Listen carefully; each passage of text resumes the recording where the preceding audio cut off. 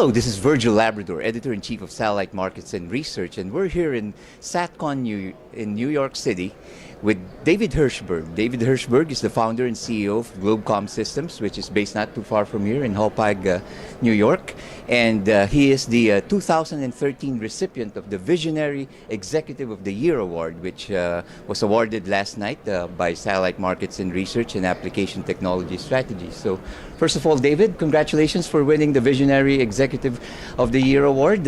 You're in very good company. The first winner was Mark Dankberg of Viasat, who my viewers are familiar with, and David himself won it mainly for all his efforts and for seeing the internet and its impact on the satellite industry. So, David, maybe just for the benefit of our viewers out there who are not too familiar with your long and illustrious career, can you give a brief summary of how you started in the industry and what are the highlights of your career? Yeah, well, first of all, I want to thank you for the award. It's a very prestigious award, and I was very happy to receive it and had a very nice party there last night. My career started in 1959 when I got out of college. I've been doing this now 54 years, and when I got out of college, I went to work for ITT.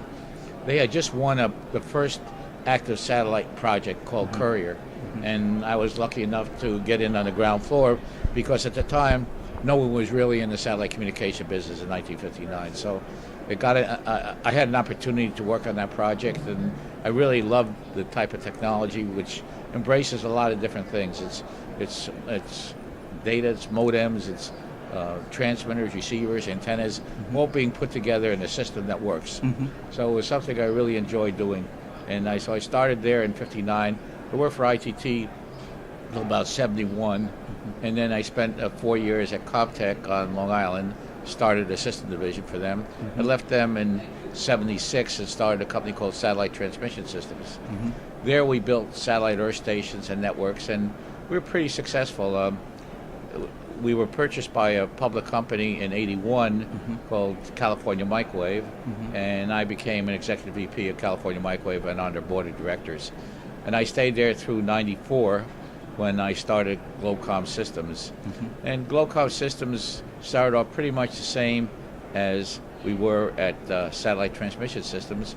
I had quite a few of my people actually have come over from Satellite Transmission because California Microwave sold STS to a L3, and we had about 100 people over the years come from my old company and a new one. So it's been very rewarding because a lot of the people there I've been with for many, many years, and it was very fortunate because they're very competent and we get along real well because we've worked together for many years and we know what each other does, and it helped us immensely to get started at Globecomm.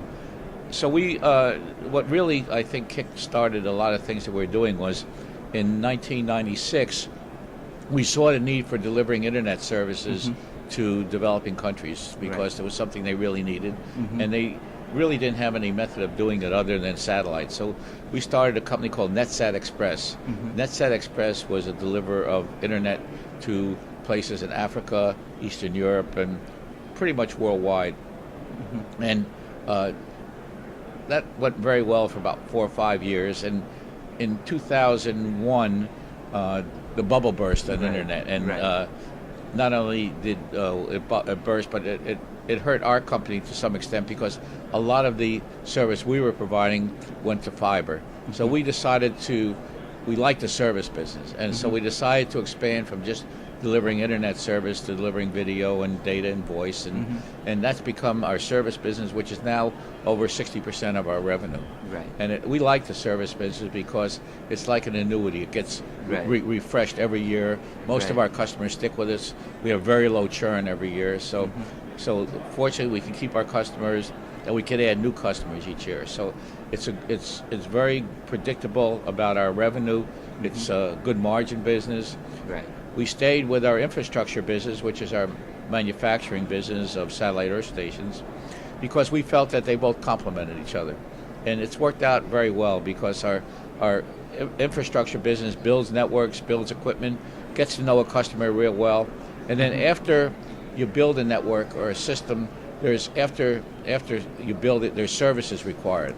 And it's a lot of our jobs that we have done. Like in Afghanistan, we built a nationwide network there. Right. We now get service revenue of about $300,000 to $400,000 a month, and that's been going on since 2007. Right. So, and also when we built the FAA network, we now have revenue there for. We've had 5-year contract there. We built the Showtime Broadcast Center, and that continues revenue there for 6.5 years, and we just signed another 7-year contract there. So getting into the service business and having it complemented with our ability to build all these networks really helped a lot. And we have our own teleports. We've done some acquisitions. We bought 5 companies and set up 2 other ones. Right. And we now have the ability to provide services worldwide. We have 3 teleports, our main one being on Long Island with our headquarters, one in Maryland and one in Europe. But more than that, we operate in 10 other teleports. So we have worldwide presence in 13 teleports. Right. We operate on many satellites, Right. probably close to 100 satellites, Right. and provide services for governments, for enterprises, Right. video media companies, so just about everybody. Right. We're now in 5 different verticals. Right. We're in government, which is our biggest vertical. Our government business consists of not only U.S. government, but foreign governments, United Nations, NATO, ministries in foreign countries. Also, obviously, our U.S. government, a lot of it being in civilian agencies. State Department's one of our largest customers.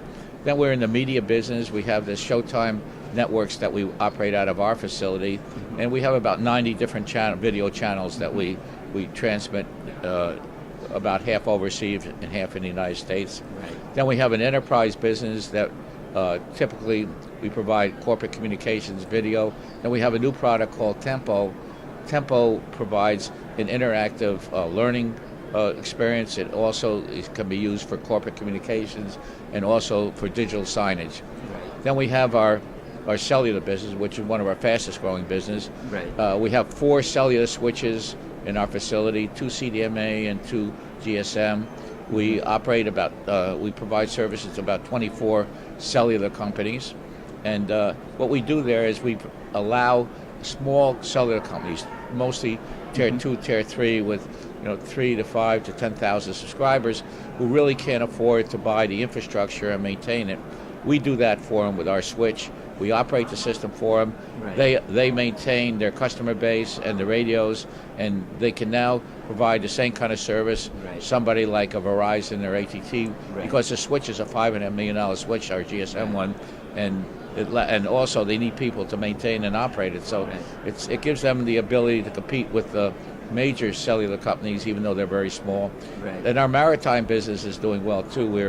We're now in about over 3,500 ships providing communications. Right. We recently, last year, won a contract from Maersk Lines, 400 ships, and we provide VSAT services on those. That's going very well. We've now added, it was originally machine-to-machine type of service. Now we've added crew browsing to it.